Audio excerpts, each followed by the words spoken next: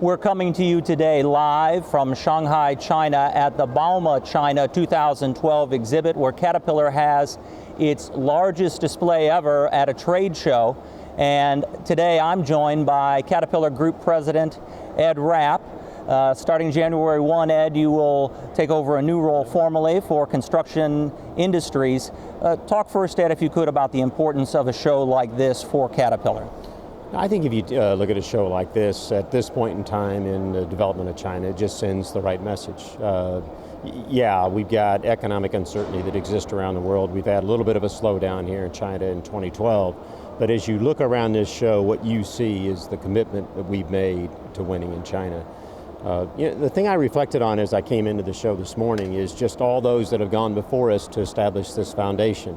I mean, we have such a rich history in China, dating back to the sales offices in the 1970s, the technology transfer agreements in the 80s, starting to build out manufacturing in the 90s. But what you see here is the full business model coming into place.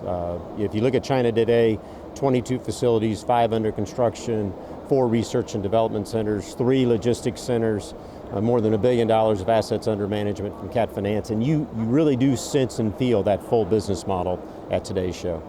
Obviously, China, an important part of Caterpillar's overall corporate strategy as we think toward 2015. As you, I'm sure, have been thinking about your new role starting officially January 1, that's got to be one of the critical things that you're thinking about from a more strategic sense for the company. Without a doubt, and one of the things I'm fortunate to be with me here today is Chi Chen, who's going to lead China operations, and I think is going to do absolutely a great job. But winning in China is really going to be one of the things that really does define how we compete and win to 2015 to 2020. It's why it's one of the big 8 imperatives, and there's no doubt it'll get a large part of my time, especially as I relocate to Asia.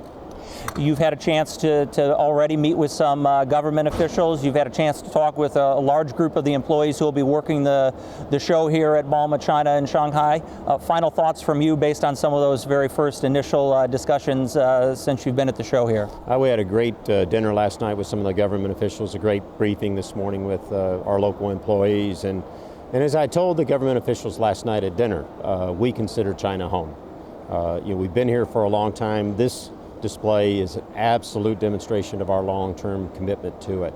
And I think the way we're engaging all the way from our supply base to our dealer organization to government affairs is really going to give us the foundation we need to compete and win in China over the long term.